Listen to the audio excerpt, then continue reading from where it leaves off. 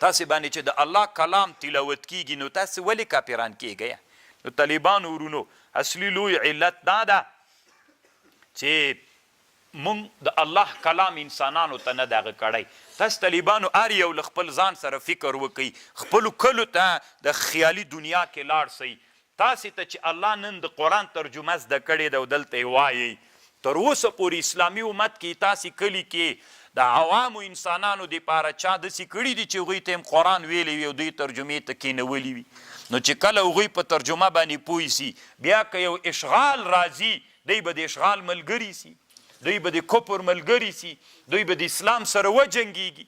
نه، کوم انسانان د کفر په صف کې ودرېدل چې الله عز وجل هغه انسانانو ته صحیح ده یو څه انسانان به دغه سیم وي، ځکه علم خو منجي نه ده، علم سړي ته نجات نه ورکوي، دا د الله په هدایت باندې کیږي. خو بیا خو ډېر انسانان الله چې علم ورکي حق وپېژني بیا د کفر په صف کې نه درېږي. یا ایها الذین آمنو ای کسانو چې ایمان مو راوړئ، اتقوا الله د الله نه وډار سئ په حق ویرېدلو، ولا تموتن ممړه کیږئ مگر مسلمانان. طالبانو کله چې دا آیت را نازل سو، حق ویرول او حق عبادت الله چې دوی کو، داسې عبادت به یې کو. طالبانو دا تندي څه دي؟ دا به داسې زخمیان سول، دومره ډېرې سجدې به یې کولې.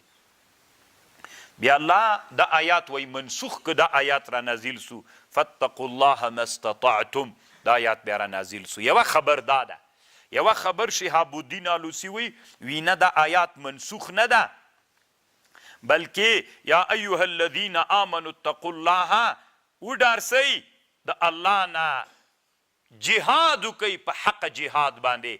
دلته عام نه ده دا تنه د جهاد په اړه، د حق جهاد دا ده چې حق ووایئ، په لار د الله کې له ملامتیا د ملامت کوونکي نه مه ویرېږئ، حق ووایئ.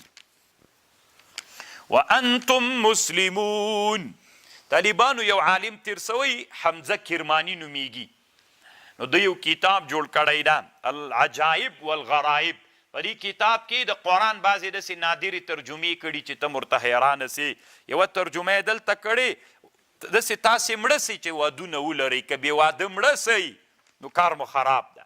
ولا تموتن ممړه کیږئ الا وانتم مسلمون، مگر په داسې حال کې مړه سئ چې مسلمانان یئ.